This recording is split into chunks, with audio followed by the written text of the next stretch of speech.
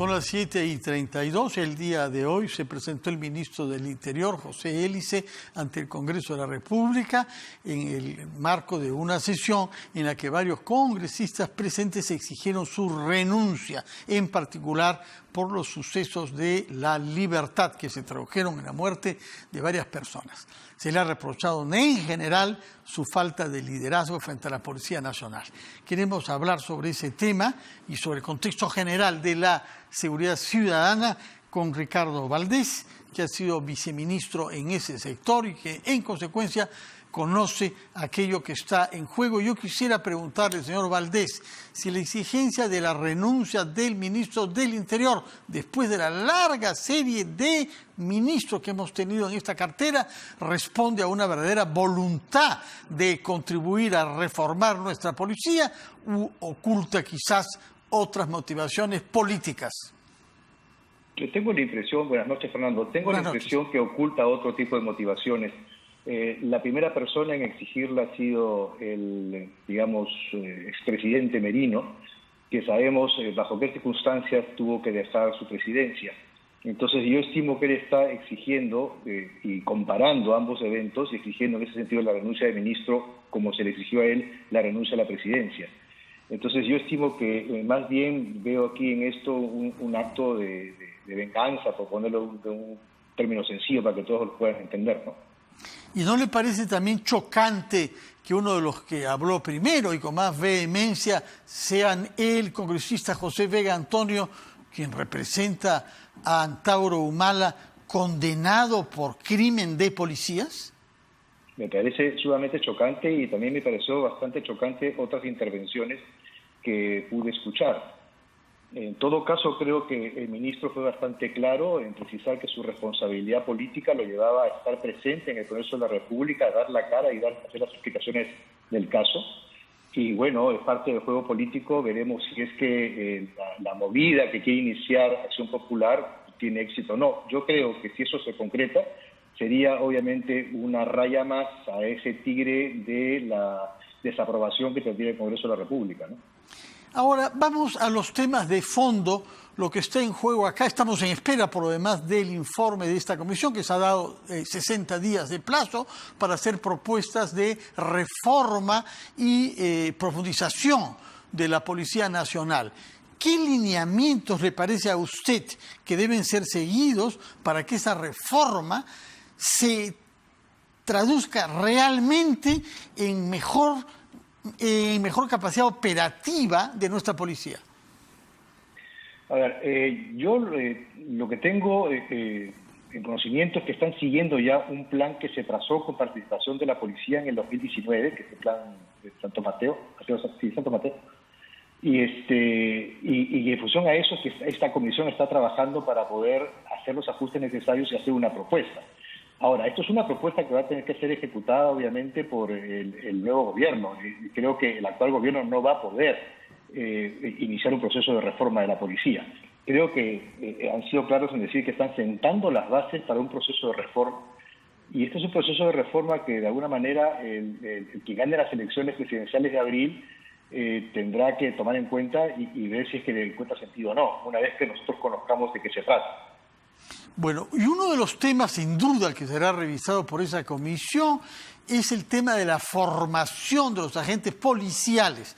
Hay muchas escuelas, tanto de oficiales como de suboficiales, pero no conocemos bien qué es lo que se enseña ahí, qué es lo que se aprende durante los años que pasan los jóvenes para poder llevar el uniforme de la Policía Nacional.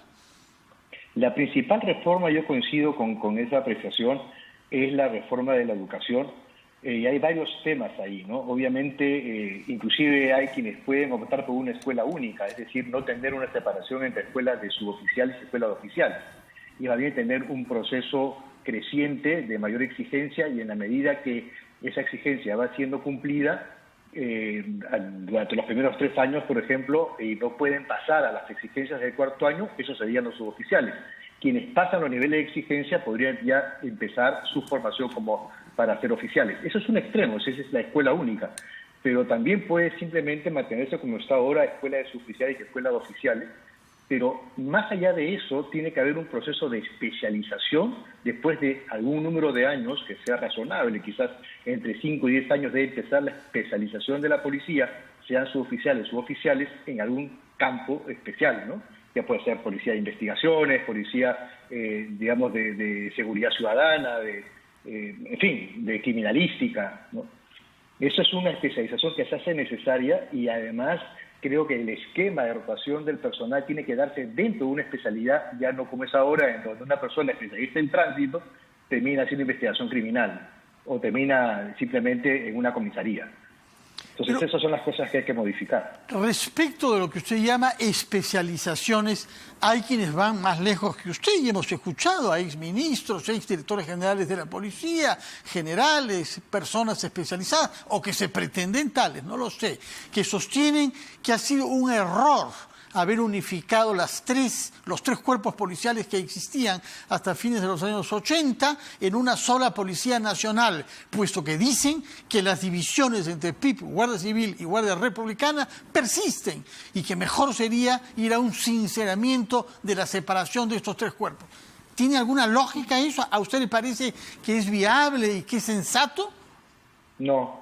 Me parecería un gran error porque todo lo que se ha tenido, los años que han pasado para tener las primeras promociones, digamos, de Policía Nacional que asuman ya los cargos de los altos mandos policiales, cuando eso ocurra, cuando tengamos a todos los generales que provengan de la Policía Nacional, de la Escuela de Policía Nacional ya unificada, entonces esa división va a desaparecer.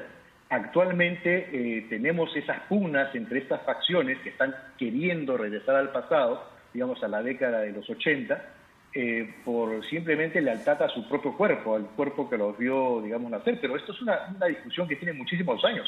Y sí, hay que ver, o sea, en la guerra con Chile ya teníamos la Guardia Civil, inclusive hay una guardia previa en el momento de independencia.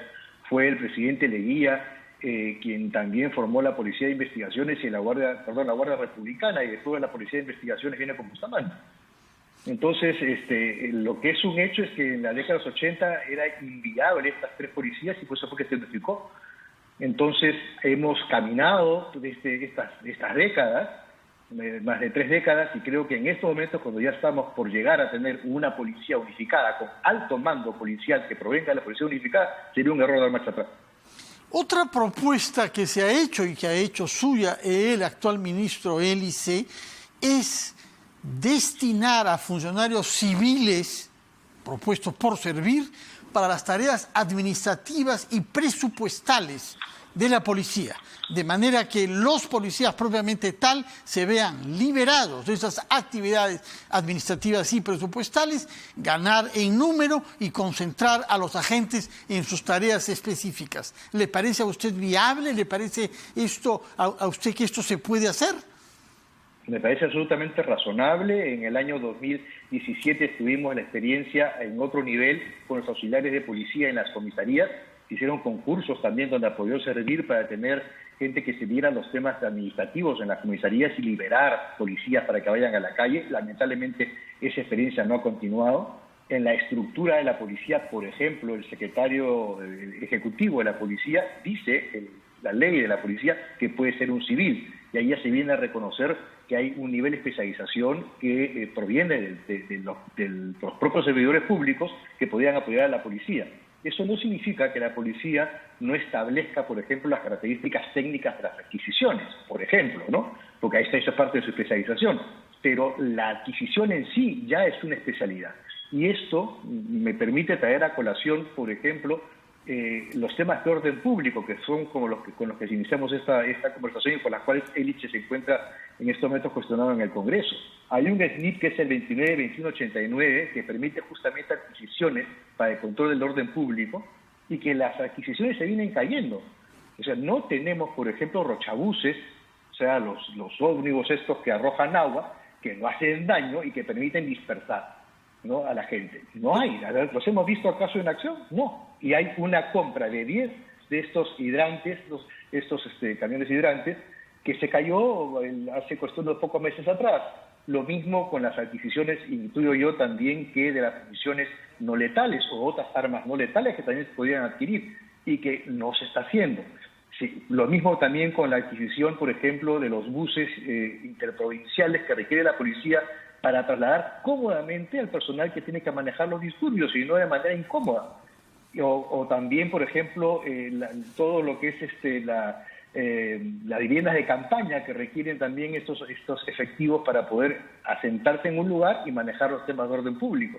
Y hay una serie de adquisiciones. El ministro Ehrlich ha hablado de esas adquisiciones, no ha dicho cuáles, pero que son necesarísimas para un mejor manejo del orden público y, obviamente, aparte de algunos vacíos que he visto en la presentación, eso me parece un tema muy importante que puede ser manejado desde el servicio.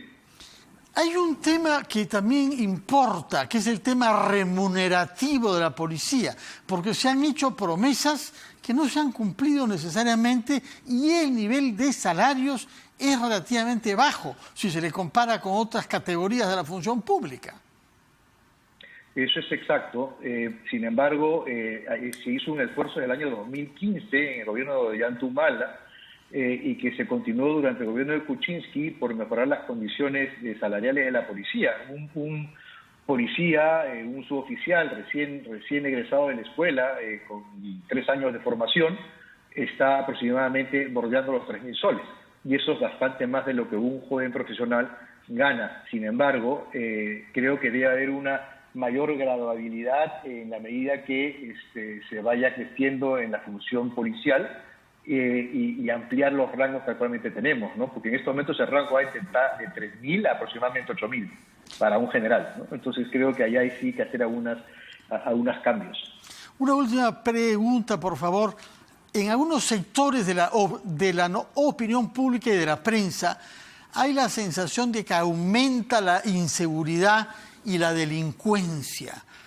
¿Tiene fundamento esta sensación en general o debe ser definido qué tipo de delincuencia aumenta y en qué tipos hemos tenido progresos? A ver, la delincuencia que está aumentando por razones obvias es la de los hurtos y los robos en la calle, que es lo que establece los niveles de inseguridad, que son los que mide el INEI. Antes de la pandemia, en marzo, habíamos regresado a los niveles de inseguridad del año 2014-2015, con, digamos, 1 de cada 3 habitantes de Lima, por ejemplo, había sido víctima de un hurto o un robo a lo largo del año que había pasado. Estamos regresando a esos niveles que bajaron con la pandemia porque no había gente en la calle. Y lo otro que ha aumentado muchísimo es la violencia en el robo, en el asalto, o el uso de armas de fuego. Estábamos en indicadores entre 8 o 9% de los robos que se pusieron con armas de fuego y ahora estamos por 18 o 19. Entonces eso también da la sensación, obviamente, de una mayor inseguridad y de una mayor violencia, ¿no? Muchas gracias por su tiempo, señor Ricardo Valdés. Recuerdo que usted es una persona que se ha especializado en temas de seguridad ciudadana. Tengo entendido que sobre todo lucha contra la trata de seres humanos y que a ese título ha sido viceministro de Seguridad Pública. Muchas gracias por su tiempo y que tenga usted buenas noches. Vamos a hacer